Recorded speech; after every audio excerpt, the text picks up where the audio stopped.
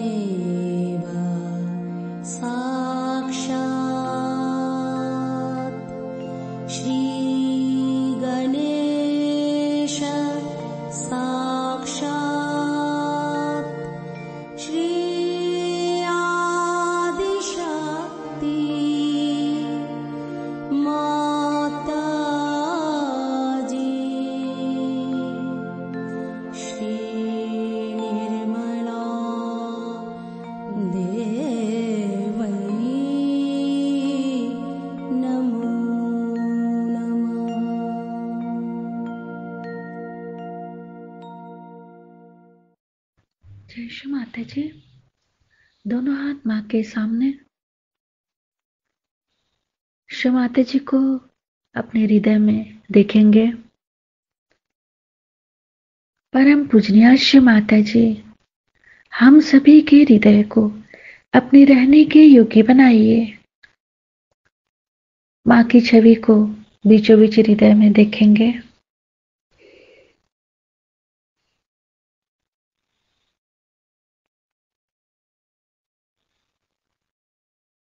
अपने right hand को बाएं हृदय पे रख लेंगे। श्री माता जी, आपकी परम कृपा में मैं केवल एक शुद्ध आत्मा हूं। श्री माता जी, आपकी परम कृपा में मैं केवल एक शुद्ध आत्मा हूं। मैं शरीर नहीं, मन भी नहीं, बुद्धि भी नहीं, अहंकार भी नहीं। मैं केवल एक शुद्ध आत्मा हूं। श्री माता जी, कृपा करके हमारी आत्मा को पूर्ण प्रकाशित कीजिए।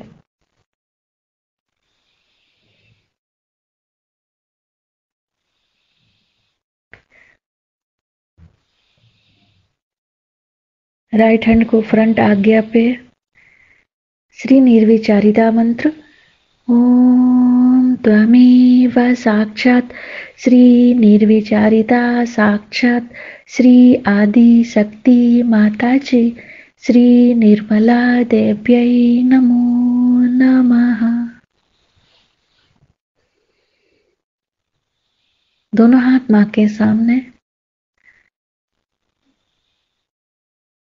दोनों हाथों पे अपने चित्त में, अपनी आंखों में श्री माता जी की छवि को निरंतर देखते रहेंगे।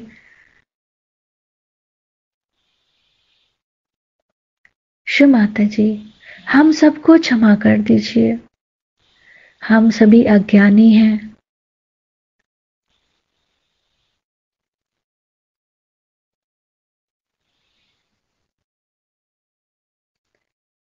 अपने संपूर्ण चित्त को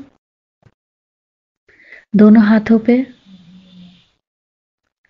श्री माता जी, हमारे समर्पण को स्वीकार कीजिए।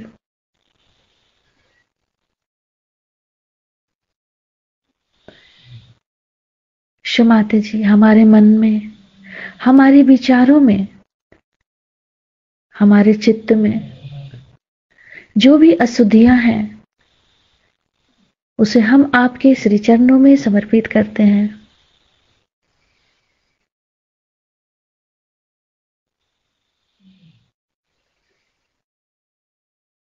अपने तीनों नाड़ियों को देखेंगे बारी बारी।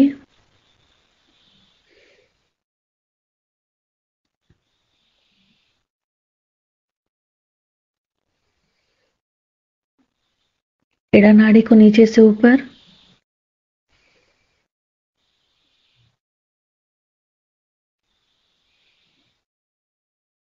पिंगला नाड़ी को नीचे से ऊपर, सुषुम्ना नाड़ी को, चित्त को पूरे भाव सागर में। माता जी, आप ही हमारी गुरु हैं, आप ही हमारी स्वामिनी भी हैं। कृपा करके हम सबको इस भाव से पार कीजिए।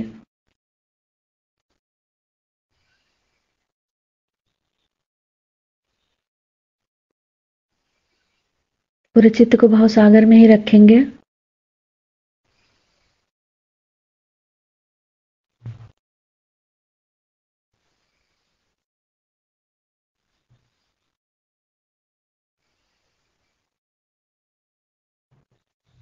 धीरे धीरे अपने चित्त को सेंटर विशुद्धि पे,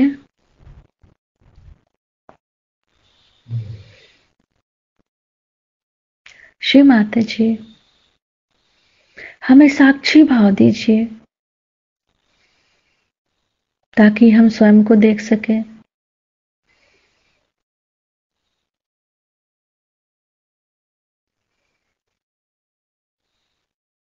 पूरे विशुद्धि को देखेंगे, तीनों विशुद्धि को, लेफ्ट विशुद्धि, राइट विशुद्धि, सेंटर विशुद्धि। माता जी हमारी विशुद्धि में पूर्ण संतुलन दीजिए।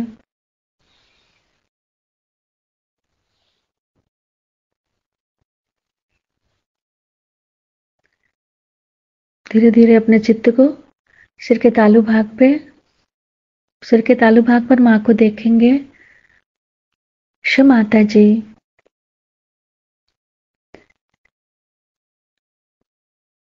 कृपा करके हमें थोड़ी देर के लिए निर्विचारिता दीजिए ताकि हम आपके अमृत वाणी को सुन सकें।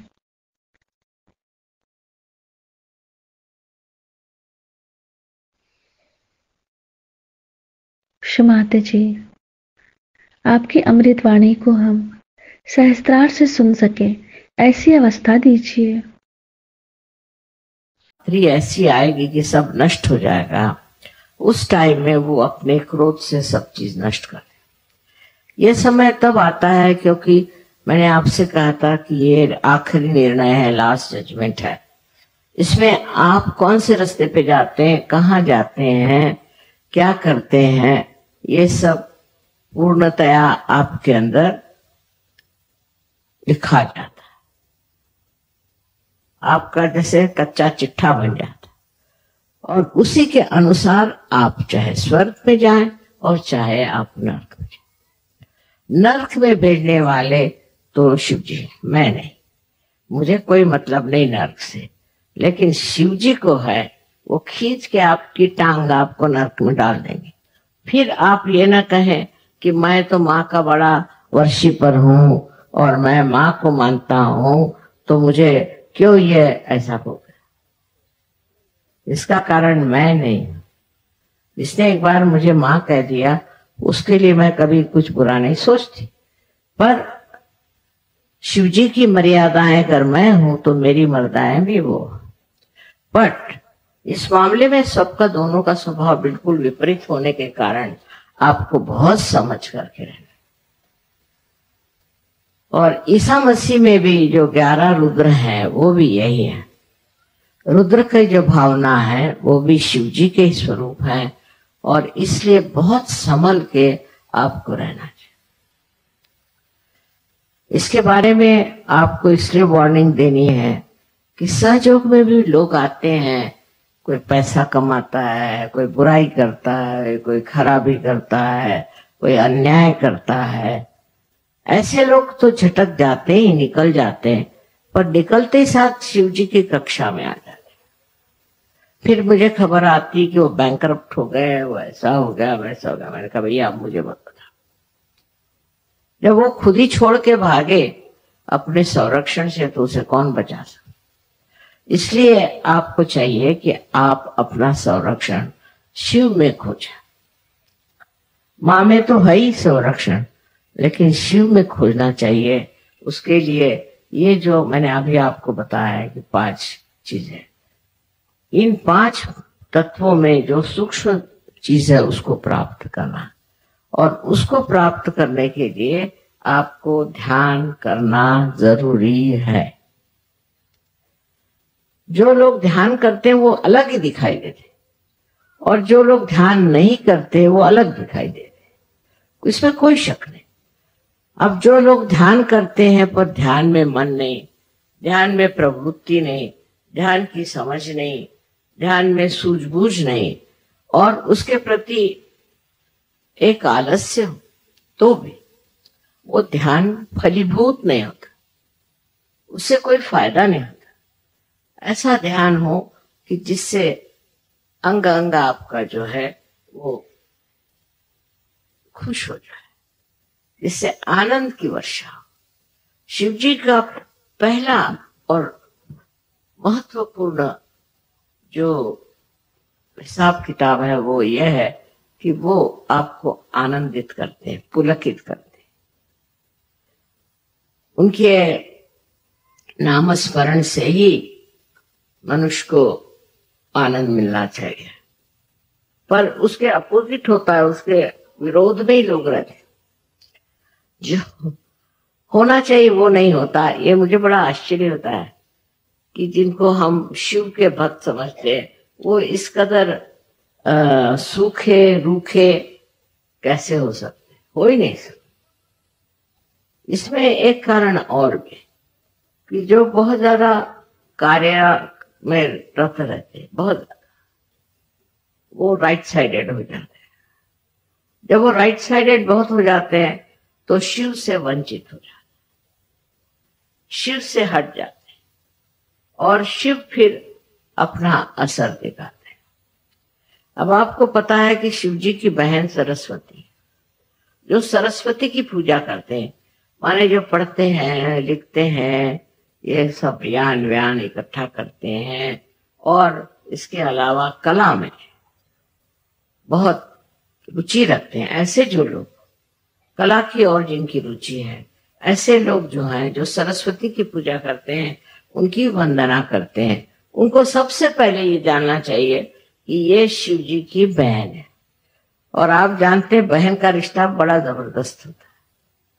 अगर आप इनकी बहन की कहीं प्रवंचना करें या उससे कोई बुरे गुण ले लें या बुरी बातें करें, जैसे कि बहुत से लोग हैं गंदी गंदी किताबें लिख देते हैं, बहुत से लोग हैं जिनके पास ज्ञान है उसको उल्टा सीधा कर देते हैं, ऐसे लोगों पे शिव जी का हाथ बड़े जोर से पड़ता है, क्योंकि उनकी बहन जो है वो बड़ी महत्वपूर्ण है, और उसकी प्रवंचना करना माने बहुत ही बड़ा गुनाह है, उनकी दृष्टि में बहुत बड़ा गुनाह है। और आदिशक्ति के लिए भी उनका बहुत कड़क नियम है, इसमें कोई शक नहीं। जरा इसको लेकिन नहीं निकल रहा है। अब जो सहयोगी हैं उनको सबसे पहले अपनी ओर ध्यान देना। मेरा मतलब नहीं कि शीशे के सामने घंटों बैठे रहे, बिल्कुल भी नहीं। शीशे के सामने बहुत बैठना भी एक बीमारी मानी जाती है, पर यह है कि आप अपनी तरफ नजर करें और अपनी तरफ नजर करके देखें कि मेरे अंदर कौन सी खराब, मैं कौन से गलत काम करती। अपने भारतीय संस्कृति में जो कुछ बताया गया है सीधा रास्ता उसे लेना। आजकल नया जमाना आ गया है तो लोग सोचते हैं जैसे भी रहो ठीक, ऐसी बात नहीं। हिंदुस्तान में रहते हुए आपको भारतीय संस्कृति के अनुसार पूर्णतया रहना। आपका सारा जीवन का क्रम भी भारतीय संस्कृति से जुटा है, क्योंकि भारतीय संस्कृति में शिव तत्व का बड़ा महत्व है। सबसे ज्यादा जो है शिव तत्व का है, और शिव तत्व ने ही हमारी मर्यादाएं बनाई कि इस मर्यादा को आपने लांघा कि आप गए। जो मर्यादाएं हमारे संस्कृति में हैं वो शिव की कृपा से, वो सारी बातें जो हमें बताई गई हैं आज तक कि ऐसे नहीं करते वैसे नहीं करते, छोटी सी लेकर बड़ी तक ये मर्यादाएं शिव ने बनाई, और वो इसका इतना जबरदस्त ख्याल रखते हैं कि जैसे ही आप इस मर्यादा को लांघ जाते हैं आप पे उसका असर आता। अब शिव तत्व में इतनी इतनी गलत धारणा भी लोगों ने बना ली। जैसे बहुत से सोचते हैं कि भंग पीने से आप शिव तत्व के हो जाते हैं। बहुत से लोग जो शराब पीते हैं वो सोचते हैं शराब पीने से आप शिव तत्व में डूब जाते। बहुत सारी ऐसी गलत गलत चीजें लोगों ने बना ली है कि ये शिव जी के लिए ये चीज, वो शिव जी ने अगर पिया, शिव जी ने तो विष भी पिया था, आप विष पिएंगे? उन्होंने इसलिए पिया था कि संसार का सारा विश्व जो है वो खा ले, इसलिए वो धतूरे को खाते थे कि धतूरा जो है इसमें जहर होता है तो वो खाते थे। इसी प्रकार आपने सुना होगा कि साईनाथ जो थे वो बहुत तंबाकू पीते नहीं थे, पर वो चिलम में भर के खींचते थे। वजह ये कि महाराष्ट्र में लोग बड़ा ही तंबाकू खाते हैं, हर आदमी, मिनिस्टर भी तंबाकू खाएगा और उसका चपरासी भी खाएगा, और मिनिस्टर चपरासी से कहेगा भाई तेरे पास तंबाकू हो तो दे। इस कदर वहां लांछन्स पर बिल्कुल तंबाकू का जोर है। हालांकि इतनी तंबाकू तो वहां होती नहीं है, पर पता नहीं क्यों लोगों को तंबाकू को बीमारी है। इतनी तंबाकू खाते महाराष्ट्र में लोग। उस तंबाकू के लिए ही साईनाथ ने ये सोचा कि मैं ही क्यों नहीं इनकी सारी तंबाकू खा जाऊं, इसलिए वो तंबाकू खींचते थे। तो लोगों ने कहा लो साईनाथ भी चिलम पीते तो हम भी पिए। जहां वो वहां ऐसे लोग हो गए कि जो तंबाकू इसलिए लेते थे कि इन लोगों की तंबाकू की जो लत है वो खत्म है। अब वो चाहे उसको कुछ भी कहिए, है तो वो तंबाकू, और तंबाकू का और शिव जी से वैसा संबंध नहीं है, पर ये जरूर है कि सब वो सारी दुनिया भर की तंबाकू को खत्म करना चाहिए। अब समझ लीजिए अगर आप देवी है, सो देवी का काम है कि सारे दुनिया के दुष्टों को, भूतों को खा ले। अब आप भी खाएंगे क्या भूत? देवी का कार्य है कि वो जितने भी आपके पीछे में लगी हुई बीमारियां हैं उनको आत्मसात कर ले। तो अब आप लोग करेंगे क्या? ये आपका कार्य नहीं। इसी प्रकार जो कुछ भी साधु संतों ने किया है वो सब करने के लिए तो अभी आपकी ये शक्ति है और नहीं आपका कार्य। आपका कार्य जो है वो अपनी स्वच्छता करना, अपने को ठीक करना। पहले आप उस दशा में पहुंच जाए, तब फिर सब मामला ठीक हो सकता है। पर अगर आप उस दशा में नहीं जाएंगे तो बेकार है, आपके लिए ये सारे उपद्व्याप करने से कोई फायदा नहीं। बहुत सारी चीजें हैं जिसका समर्थन हो सकता है गलत तरीके से, पर हमको अगर सही तरीके पे रहना है और सही मार्ग से चलना है तो सर्वप्रथम अपने हृदय को हम स्वच्छ करें। ये जो हमें आदतें लगी हैं, ये आदतें भी सारी हमारे हृदय पे असर करती। इसलिए पहले जमाने में ऐसा होता था कि जो भी विद्यार्थी आते थे उनको जंगलों में सोने कहते थे। वो जंगलों में रहे जहां सांप, बिच्छू, बकरियां सब लगे वहीं रहो। तो तुम्हारे ऊपर ऐशो आराम न चाहे। ज्यादा से ज्यादा झोपड़ी में, जिसको कि गोबर से लिपा हुआ है उसमें सुलाते थे। और बहुत सादगी का जीवन, कपड़े भी बहुत कम पहनने, जिसमें के बच्चों को कपड़ों के प्रति लालच न हो। हमें ये कपड़ा पहनना है, हमें ये जूता खरीदना है, हमें ये खाना खाना है, ये सहयोगियों को कहना नहीं चाहिए। आपको मालूम है आपकी माँ कहीं भी रह सकती, कहीं भी सो सकती, कुछ भी खा सकती। तो ये जो चीजें अपने अंदर स्वाद, हमारे यहाँ जो इंसान देखो हिंदुस्तान का, उसको खाने पीने का बड़ा शौक। सहयोगी भी एक दूसरे को बुलाएंगे खाने पर आइए, काय को, औरतों को खासकर, कि जैसे ही कहीं जाओ तो कहे माँ आप हमारे घर खाने पर। मैंने कहा मेरे खाने का बड़ा गड़बड़ा काम है, मैं तो किसी होटल में नहीं खा सकती, मैं कहीं नहीं खा सकती, और घर में भी बगैर नमक बड़े चीनी के रहती हूँ। मेरे अंदर अस्वाद है, बचपन से अस्वाद। मैं हर हालत जो मिले सो खाती हूँ, पर हम लोगों की जो जबान है बड़ी चटोरी है हिंदुस्तानियों, चाहे वो यूपी वाले हो, पंजाबी हो, चाहे दक्षिण के हो, खाने के मामले में हिंदुस्तानी बहुत एक्सपर्ट है। और आदमियों को बुद्धू बनाते हैं खाना खिला। हमारे हस्बैंड को ये पसंद है, हमारे हस्बैंड को वो पसंद है, करें क्या? उसकी गुलामी करेंगी, हस्बैंड को प्लीज करेंगी, उनको ही करें। रात दिन खाने पीने की बात अगर करे तो सजोगी ने। अब बाबा जब मैं वहां थी मिलान में, वहां जब प्रोग्राम हुआ गुरु पूजा में, मैंने खुद खाना बना, क्या करें। 4 साल तक मैं वहां खाना बनाती रही, क्योंकि दूसरे लोग अच्छा खाना नहीं बनाते थे। लोग कहते माँ ये तो प्लास्टिक के जैसे करा, पर हिंदुस्तानी उसमें विशेष।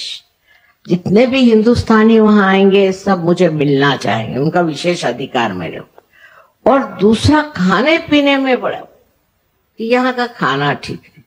अब एक और नई चीज शुरू हो गई हिंदुस्तानियों में कि अटैच्ड बाथ चाहिए। इनके बाथरूम्स घरों में जाके देखो तो कैसे इनके माँ बाप रहते थे, इनको अटैच्ड बाथरूम, वो भी अंग्रेजी ढंग का। मैं इसलिए आज कह रही हूं, इससे बड़ा परेशान कर दिया। गणपतिपुरे में उनके लिए अलग से मैंने बाथरूम बना दिया, बाबा अंग्रेजी बना।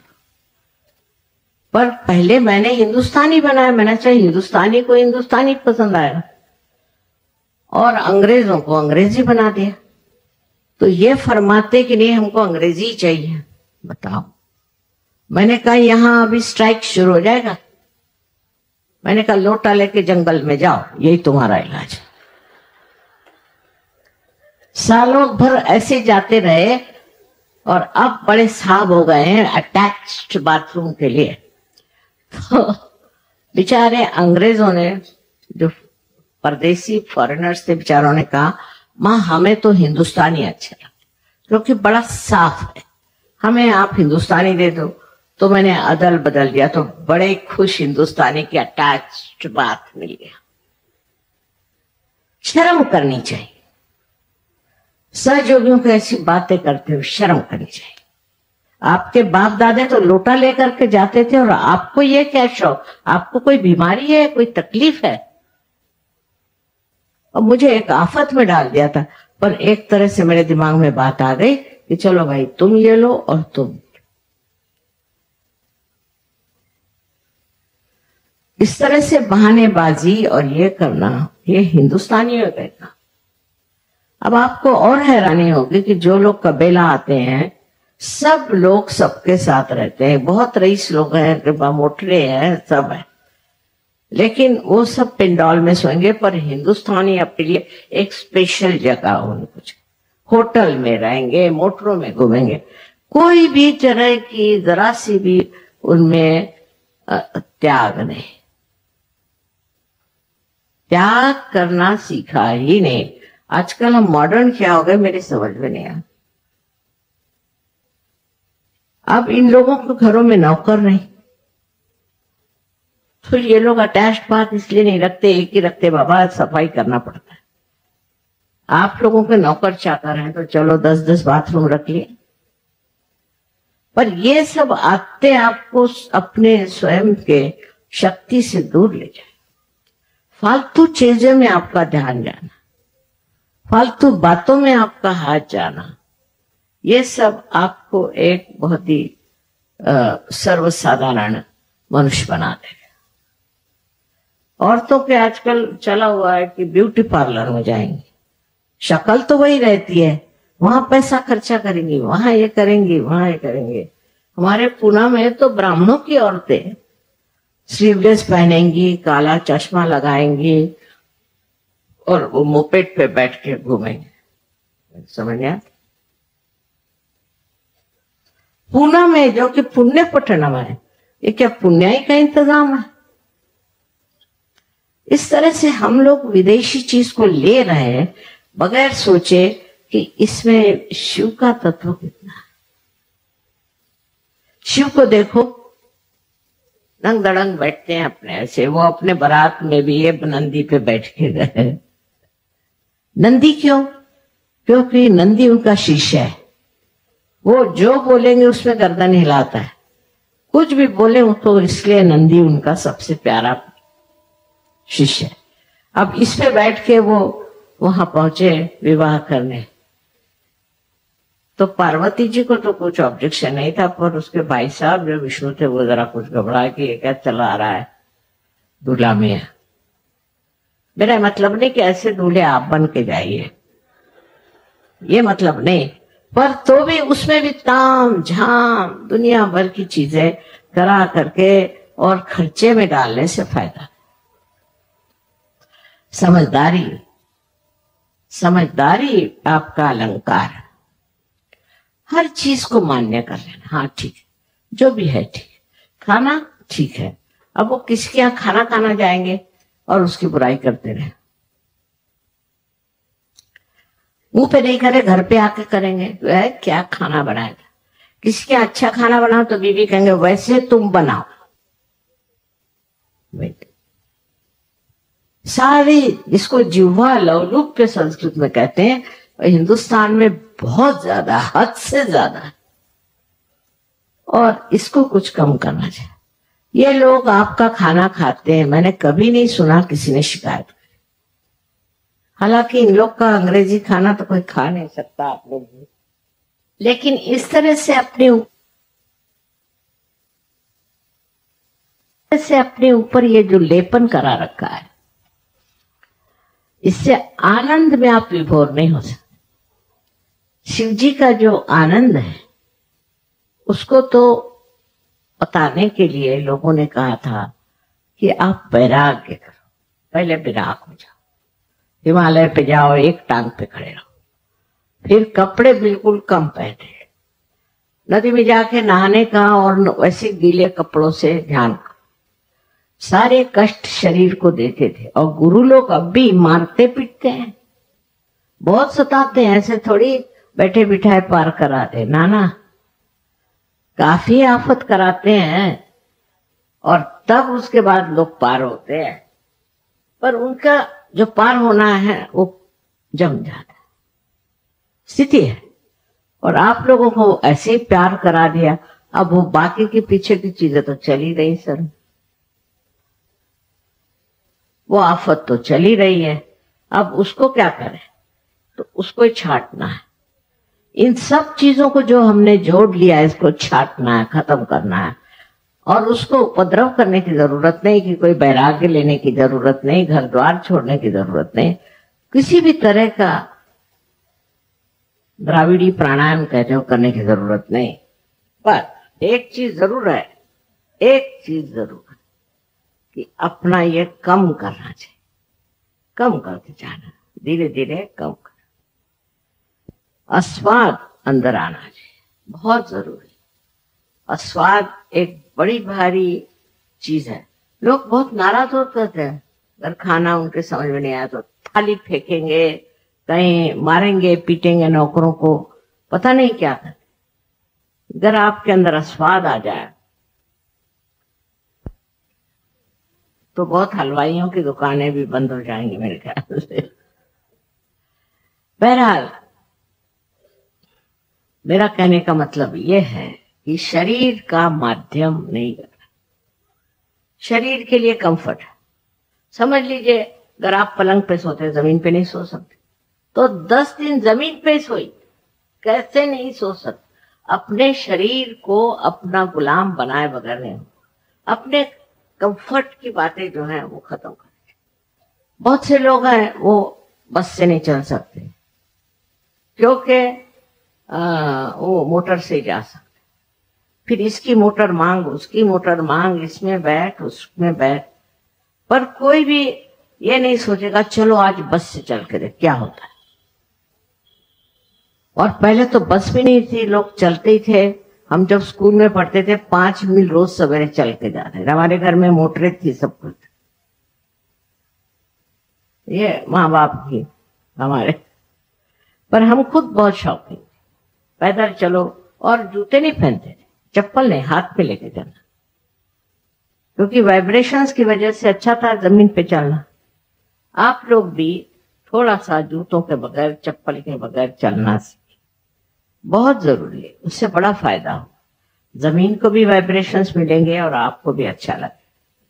हर तरह की चीजों में हम लोग बहुत ज्यादा आराम पसंद हो। पहले 2-4 नवाब लोग जैसे थे वैसे अब हम लोगों का, और क्या मिला है? उससे कुछ नहीं मिलना। ये सब की गुलामी करते करते सारी जिंदगी बीत जाएगी। इस गुलामी को कम करना है और सिर्फ परम शिव के तत्व को अपने अंदर धारण करना है। और उसके लिए जरूरी है कि कोई भी चीज महत्वपूर्ण है। आज ये कपड़ा पहनना है तो कल वो कपड़ा पहने, तो उसके साथ वो मैचिंग करना है, तो उसके साथ वो चाहिए। जो कुछ मिलता है ले लो, जो कुछ आता है उसको पहन लो, कोई हर्ज नहीं, उसमें आप पे कोई आफत नहीं आने वाली। उल्टे आपको समाधान होगा कि मैं समाधान, जो भी मुझे मिला वो मैं समाधान से स्वीकार किया। आजकल हमारे नाक को, हम पता नहीं यहाँ भी है कि नहीं, कि वो गैस का सिलेंडर 16 रुपए महंगा हो गया। तो औरतें, उनकी बड़ी फोटो आई, सब बड़ी सजी धजी। मैं कहे 15 रुपए का तो इनके पाउडर ही लगता होगा।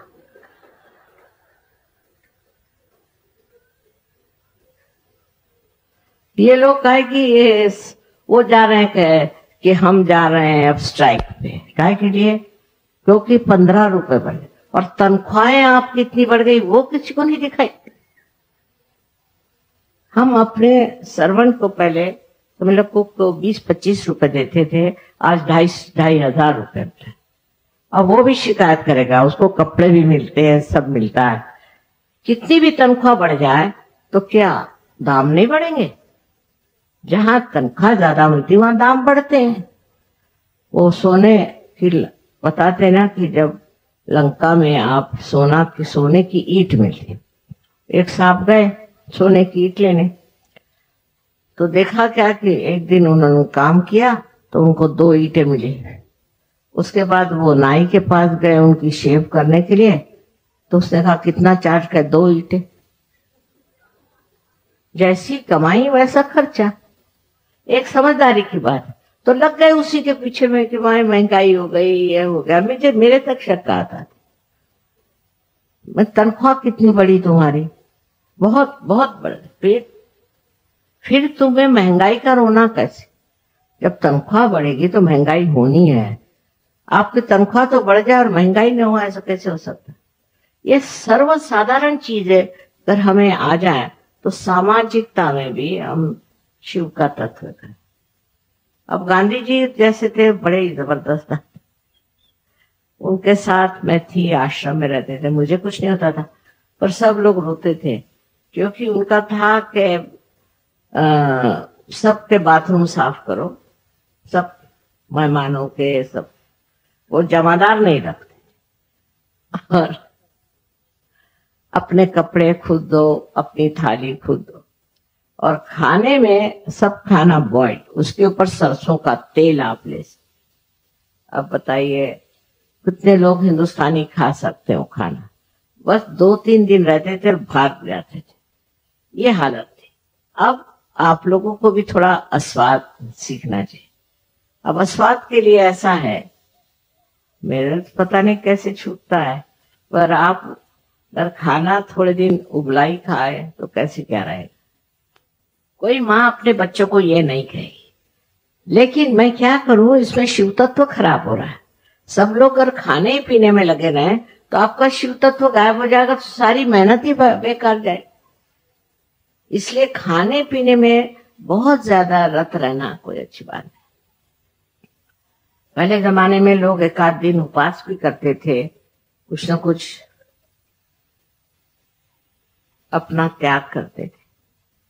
पर आजकल बड़ा मुश्किल है ऐसा कहना कि आप अगर संतुष्ट हो जाए, समाधानी हो जाए, तो आपको कोई जरूरत नहीं है, बिल्कुल जरूरत नहीं है कि आप हर समय खाने पीने की बातें करें और अपने यहाँ खाने पे बोला।